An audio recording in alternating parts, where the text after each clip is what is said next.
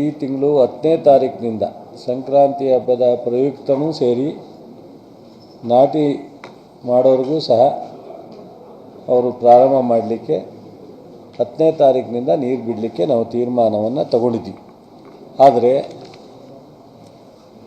18-12 ಅಂತೇಳಿ ನಾವು ಕಟ್ಟು ನೀರನ್ನು ಕೊಡೋದಕ್ಕೆ ಈ ಮೀಟಿಂಗ್ನಲ್ಲಿ ನಾವು ಎಲ್ಲರ ಸಮ್ಮುಖದಲ್ಲಿ ತೀರ್ಮಾನವನ್ನು ತಗೊಂಡಿದ್ದೀವಿ. 4 ಕಟ್ಟನ್ನು ನಾವು ಕೊಡ್ತೀವಿ. ಆದಷ್ಟು ರೈತರೆಲ್ಲ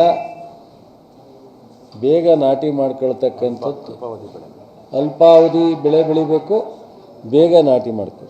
ಯಾಕೆಂದರೆ ನಾವು ಮುಂದೆ ಯಾವ ರೀತಿ ನಮಗೆ ಪರಿಸ್ಥಿತಿ ಎದುರಾಗುತ್ತೆ ಅನ್ನೋದು ನಮ್ಮ ಕೈಯಲ್ಲಿಲ್ಲ. ಅದರಿಂದ ದಯಮಾಡಿ ನಮ್ಮ ಕೃಷಿ ಇಲಾಖೆಯವ್ರಿಗೂ ಸಹ ಒಂದು ನೀರಾವರಿ ಇಲಾಖೆಯವರು ಜಾಯಿಂಟಾಗಿ ನಮ್ಮ ಜಿಲ್ಲಾಧಿಕಾರಿಗಳು ಸೂಪರ್ವೈಸನ್ ಮಾಡಿ ಒಂದು ಪಾಂಪ್ಲೆಟ್ ಸಹ ಹಾಕಿಸ್ತೀವಿ. ಅಲ್ಪಾವಧಿ ಬೆಳೆನ ಬೆಳೀತಕ್ಕಂಥದ್ದಕ್ಕೆ ಅವರು ಮುಂದಾಗಬೇಕು. ಮತ್ತು ನಾಟಿ ಮಾಡ್ತಕ್ಕಂಥದ್ದು ಸಹ ಈಗ ಮಳವಳ್ಳಿಯವರು ಜನವರಿ ಎಂಡಿಗೆ ಒಟ್ಲು ಹಾಕೋದು, 15ಕ್ಕೆ ಹಾಕೋದು, ಮದ್ದೂರವರು ಫೆಬ್ರವರಿಗೆ ಹಾಕೋದು, ಶ್ರೀರಂಗಪಟ್ಟಣದವರು ಇನ್ನೊಂದು ದಿವಸ ಲೇಟಾಗಿ ಹಾಕೋದು ಆದಾಗ ಕೊನೆಯ ಹಂತಕ್ಕೆ ಹೋದಾಗ ನೀರಿನ ಸಮಸ್ಯೆ ಆದರೆ ಸ್ವಲ್ಪ ಅವಾಗ ತೊಂದರೆ ಆಗುತ್ತೆ.